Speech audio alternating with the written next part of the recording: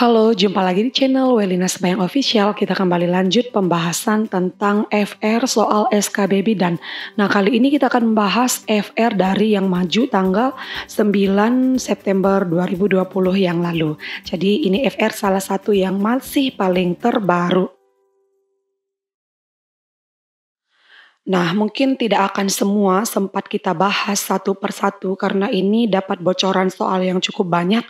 Namun saya akan bacakan semua poin-poin yang harus dipersiapkan bagi teman-teman yang belum ikut ujian SKB. Oke, yang pertama itu adalah tentang di sini soalnya dikatakan ya, Partus ditolong dukun datang ke bidan dengan demam, usaha yang diberikan. Nah, karena kita tidak dapat pilihan optionnya, jadi di sini perlu saya ingatkan bahwa kalau misalnya demam ya, demamnya itu harus kita ingat dan cek kalau demamnya itu di atas 38 derajat Celcius itu merupakan penapisan ibu bersalin, jadi kita harus mempersiapkan rujukan. Nah, namun kalau demamnya itu di bawah 38 derajat Celcius, maka itu bisa saja kita atasi dengan pemberian antipiretik ataupun pemberian paracetamol. Yang nomor 2, pasien Gravida 2, Partus 0, Abortus 1, dipimpin persalinan 30 belum lahir. Maksudnya apa nih ya? 30 menit belum lahir. Tata laksananya dalam kurung belum pernah melahirkan atau primipara. Oke, nah ini memang Gravida 2, namun dia belum pernah melahirkan. Jadi bisa dikatakan ini masih primipara ya. Nah, jadi kalau untuk normal, primipara itu adalah yang ini dipimpin ini berarti artinya masih dalam kala 2 ya. Jadi kalau kala 2 pada primipara itu normalnya itu adalah 1 sampai 2 jam ya. Sedangkan pada multi ya, kalau dia itu multipara itu adalah 30 menit sampai 1 jam ya. Itu untuk normal batasan waktu kala 2 ya. Jadi kalau dia ini masih 30 menit ya, maksudnya ini 30 menit belum lahir, jadi masih ada waktu 30 menit, masih ada waktu untuk kita menunggu kala 2-nya itu. Dan juga kalau memang kita ini memasukkan ke dalam partograf ya, dari pembukaan lengkap sampai kepada persalinan, kalau dia masih 2 jam itu akan belum menyeberang ke garis action atau garis rujukan, dia masih dalam batas garis waspada sampai garis action atau tindakan ya. Jadi untuk soal nomor 2 saya rasa keterangannya cukup sekian. Nah, kemudian ada soal dengan tanda Homan positif, diagnosanya apa? Nah, jadi tanda Homan positif ini biasa ada pada diagnosa dengan tromboplebitis ya. Tromboplebitis itu adalah infeksi vena, infeksi pada betis ya pada masa nipas. Jadi tanda Homan ini pada tromboplebitis. Oke, nomor 4 dikatakan pasien keluar ASI sedikit-sedikit, payudaranya lembek, keluar ASI sedikit-sedikit, diagnosanya apa? Oke, untuk soal yang dikatakan di mana ASI-nya keluar sedikit dan payudara lembek, kalau yang ditanya ke diagnosa ya saya belum nemu diagnosa, tapi dari literatur yang saya baca ini merupakan adalah tanda yang normal ya, tanda yang normal di mana payudara terasa kosong ya karena disusui dan ini juga merupakan di mana suplai ASI itu sudah semakin teratur dan biasa ini terjadi pada 3 minggu postpartum. Jadi ya mudah-mudahan informasi ini bisa menambah pengetahuan persiapan teman-teman sekalian. Nah, untuk soal nomor 5 nih, di sini dikatakan bahwa ya pasien dengan protein urin positif 2 diagnosanya apa? Nah, jadi nanti kalau dia protein urin positif 2 diperhatikan lagi untuk tekanan darah ya. Menurut literatur ya, kalau preeklamsi berat itu sebenarnya dia harusnya proteinnya itu positif 3 dan tekanan darahnya 110 diastolnya ya. Jadi untuk preeklamsi berat diastolnya tekanan darahnya itu 160/110 dan protein urin positif 3 gitu. Nah, kalau protein urinnya itu masih positif 2, ya sebenarnya itu masih ke preeklamsi ringan dan tekanan darahnya itu masih di bawah 110 ya, misalnya 140/90 atau 140/100 atau 150/100 itu masih termasuk preeklamsi ringan. Jadi nanti kalau soal seperti ini diperhatikan lagi apakah protein urinnya itu positif 2 dan diastolnya itu berapa. Batas diastolnya itu 110 ya. Kalau 110 diastolnya berarti PE berat. Kalau masih di bawah 110 itu adalah PE ringan.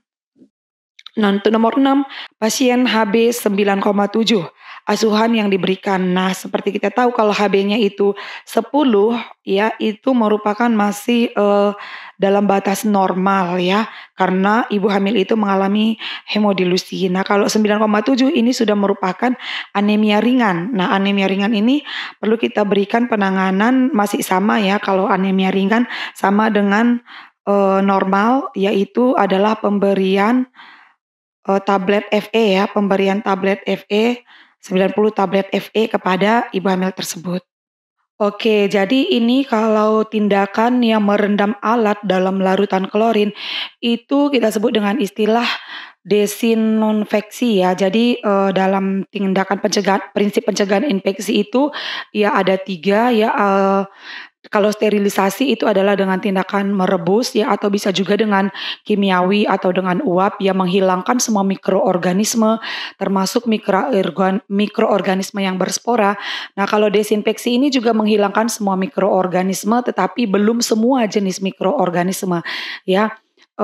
Salah satunya kalau desinfeksi ini adalah dengan cara merendam pada larutan klorin. Nah, kalau satu lagi ada istilahnya itu adalah dekontaminasi ya. Kalau dekontaminasi itu adalah tindakan untuk menghilangkan pencemaran atau kontaminasi pada alat ataupun pada ruangan laboratorium atau pada alat-alat yang sudah kita sterilkan tadi. Misalnya membuang alat-alat material yang tampak berdebu, misalnya mencuci ya permukaan alat tersebut ataupun bisa juga misalnya membungkus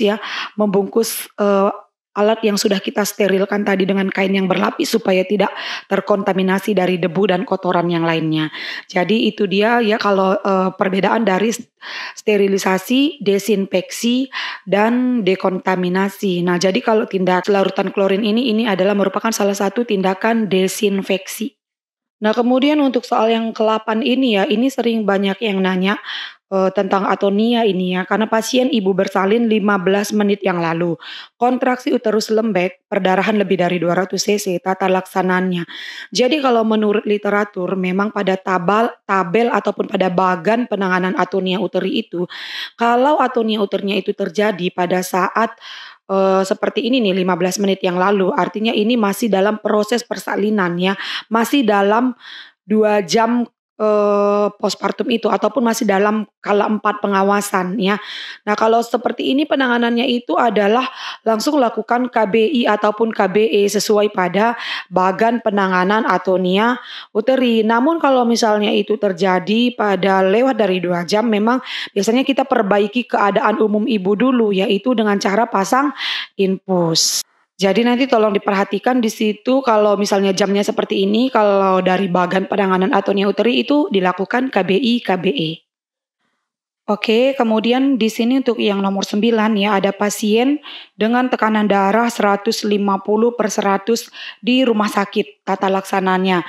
Jadi ini juga nanti dicek apakah ini hanya merupakan pasien hipertensi ya dalam kehamilan ataupun disertai dengan protein urin positif. Kalau dengan protein urin positif artinya adalah preeklamsi ya, tapi masih preeklamsi ringan karena diastolnya masih 110. Nah, kalau dari literatur sih kalau masih preeklamsi ringan itu masih disuruh dengan rawat jalannya atau boleh juga dengan rawat nginap dan istirahat di tempat tidur.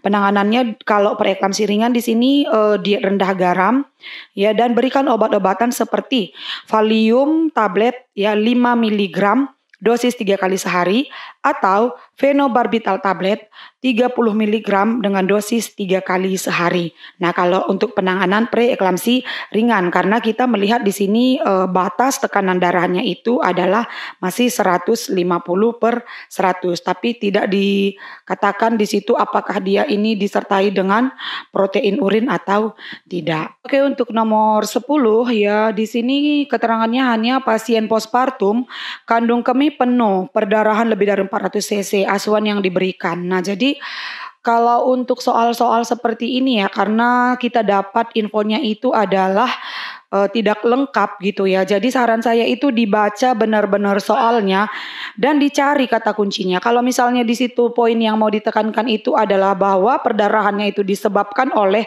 kandung kemih yang penuh, maka asuhan kita itu yang pertama adalah kosongkan kandung kemih terlebih dahulu. Karena bisa saja kandung kemih yang full blast itu menyebabkan terjadinya perdarahan postpartum atau menyebabkan misalnya dia itu kontraksinya tidak bagus gitu ya. Jadi butuh analisis soal saja sih kalau untuk soal-soal yang seperti ini. Nah, di sini saya akan dapat kisi-kisi FR itu ataupun bocoran soalnya itu sebanyak 30, tapi untuk yang FR pembahasan part 5 ini kita bahas 10 dulu. Nanti mudah-mudahan kita akan upload di video selanjutnya. Terima kasih bagi kamu yang sudah dukung channel Welina Sembayang Official dengan cara share, subscribe, like, dan komen. Semoga bermanfaat dan semoga lulus SKB.